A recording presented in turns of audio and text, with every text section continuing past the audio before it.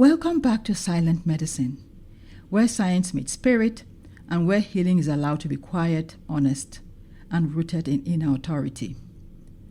I am Dr. Nena Ndika, a clinical psychologist, integrative medicine doctor, and someone who believes deeply in discernment when it comes to the tools we use on our healing path. Today, I want to talk about something that often brings up strong reactions. Curiosity for some, skepticism for others, and that is crystals. This is not an episode about magic. It's not about bypassing the body either. And it's definitely not about outsourcing your power. It's about having a relationship, and about how certain objects can act as anchors of coherence for your nervous system, when used consciously, of course. A few months ago, I walked into my office and felt slightly off. I didn't feel anxious, not panicked, just not as settled as I usually feel when I'm with my patients or clients. And then I realized what it was. I had forgotten a crystal bracelet I have been wearing consistently. Not because it was lucky or brought me luck, but because it had become part of my rhythm. I remember standing there thinking, this is interesting, this is strange. Nothing is wrong per se, so why does my body feel so unmoored? That's when I understood. The bracelet wasn't doing something to me. It had become a cue, a quiet signal to my nervous system that we are safe, we are grounded, we're here. And that day, without the cue, my body noticed. I must tell you, nothing dramatic happened, at least nothing catastrophic. The day didn't fall apart. I didn't collapse, thank goodness, but internally, something felt different. Not bad, exactly, and like I said earlier, just slightly unmoored. For some people, that might not have registered at all, but for me, it felt uncomfortable enough that I actually went back home to retrieve it. That moment stayed with me. Not because the bracelet had power over me, but because it led me to a deeper question and understanding. What role do objects actually play in our nervous system and our sense of safety? Let me say this clearly. A crystal does not heal you. And a bracelet does not regulate your nervous system on its own. But like everything else in our environment, objects carry qualities, including vibrational frequencies. And those qualities can have either a harmonizing or dysregulating effect, both internally and externally. An object does not replace your body's innate wisdom. And yet, human beings have always used objects intentionally, like stones, symbols, talismans, ritual items, not as cures, but as reminders and anchors. Reminders of presence, reminders of intention, reminders of a state we want to return to. From a nervous system perspective, this matters more than we sometimes realize. The nervous system learns through association and repetition, through cues, through patterns.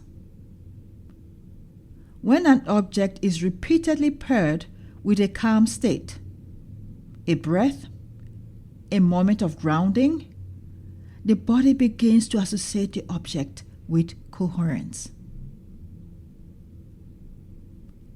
This is where things can subtly go off track.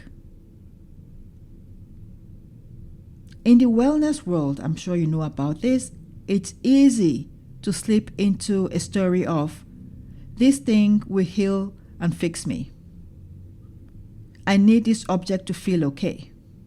Without it, I'm not protected. That's not silent medicine.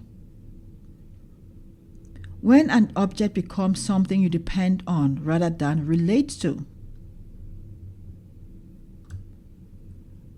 the locus of power moves away from you, and we don't want that.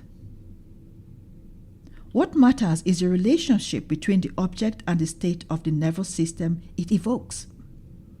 In this case, the crystals are simply one strategy. When an object is used as an anchor or support, the power stays inside your body.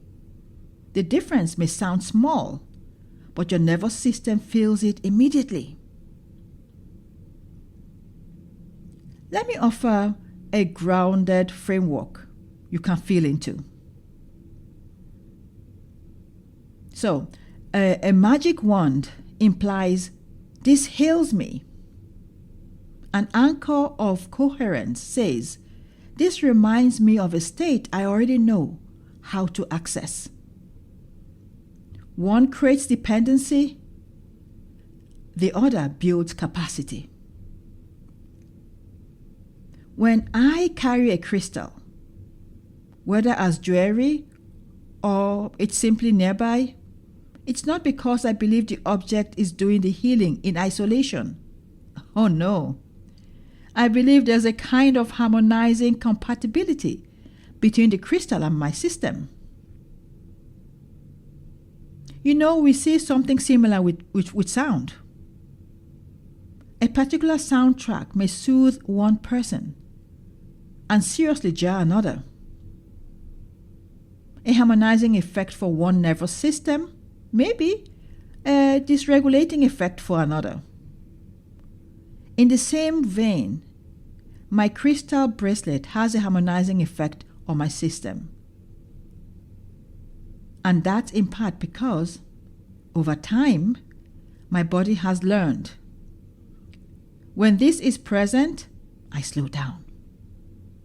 I breathe differently. I soften.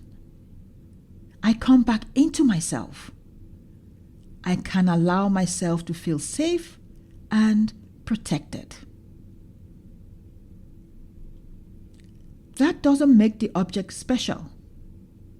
Rather, it makes the relationship intentional and special.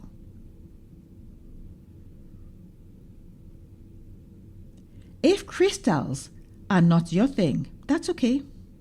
An anchor of coherence can be many things.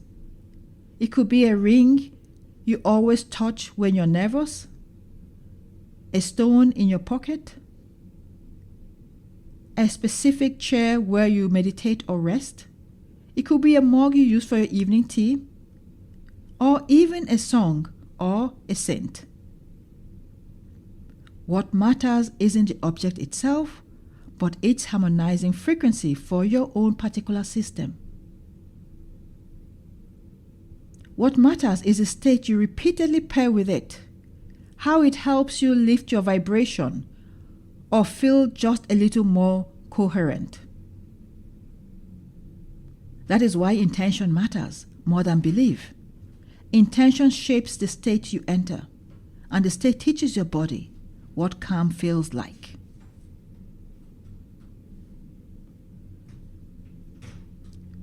You don't have to believe in anything mystical for the nervous system to recognize pattern and safety.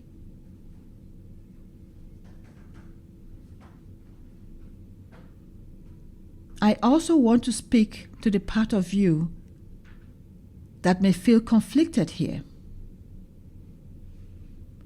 Maybe you're scientifically minded, but still drawn to certain practices. Or maybe you've been in spiritual spaces that felt ungrounded or performative, and you don't want to lose discernment.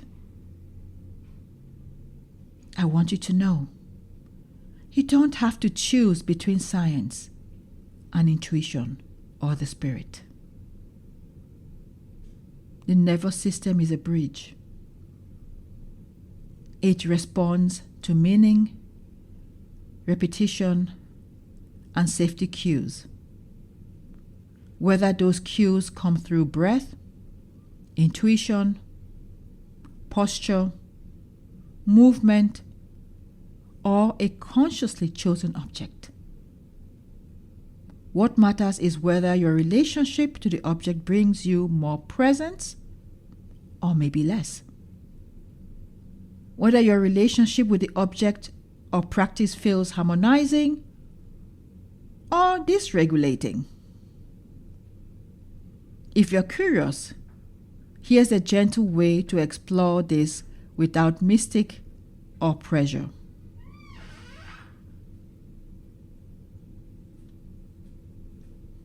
Choose one object,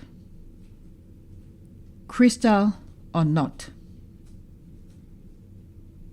Hold it gently. Inhale for 4 seconds. Pause briefly. Exhale for 6 seconds. Repeat this cycle 5 times. Name one sensation you notice. Is it in your jaw, your chest, your belly, shoulders? And then whisper, "The state lives in me."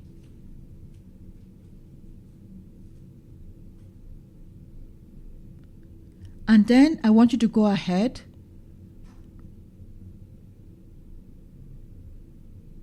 and choose maybe the same object, and for this time, for a longer period of time, for a week or 2, rather than for just 2 minutes, I want you to hold this object. It doesn't have to be a crystal. Hold it or wear it only during moments of grounding. Pair it with a breath. Let it be present when you feel regulated, not when you're panicking. Then I want you to notice, does your body subtly settle when you encounter it later, throughout the 1 or 2 weeks? Do you breathe more easily? Do your shoulders drop? And if not, no problem. That information is just as valuable. The goal is not to add tools endlessly. The goal is to teach your body how to return to coherence and present, with or without props. And here's the quiet truth I'll leave you with. If you forget your crystal, your bracelet, your object, nothing essential is lost. Because the state it points to lives inside you. In my opinion, that is absolutely true.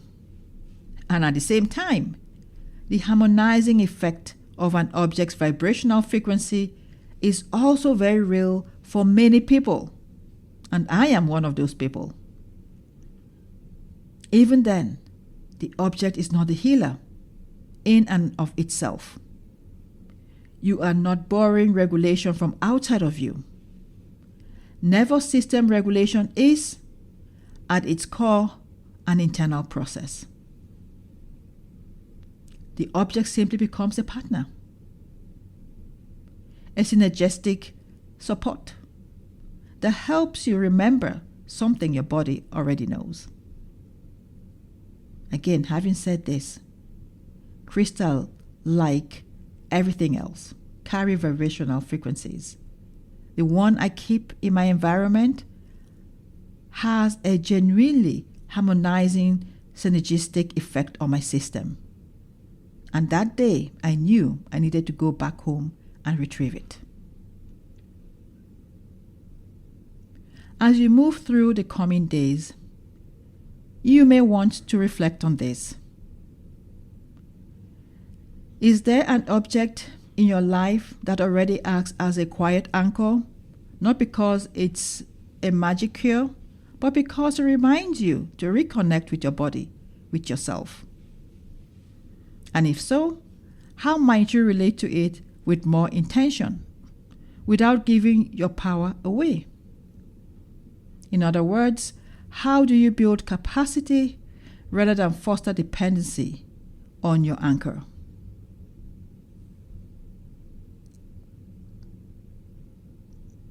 Thank you for spending this quiet time with me today.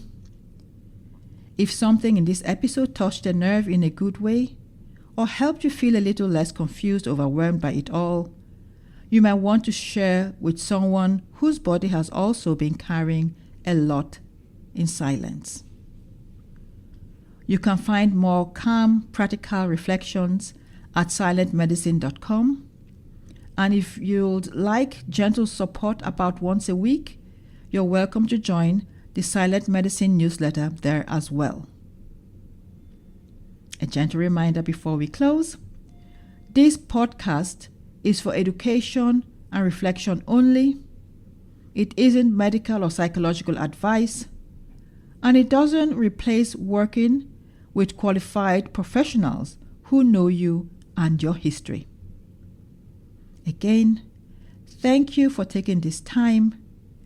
Thank you for staying curious and grounded. Until next time, may you notice one quiet way your body is already trying to care for you, even if the world hasn't honored that yet. And may you keep listening to the healer within. I am Dr. Nenna, and this is Silent Medicine. I'll see you in the next episode.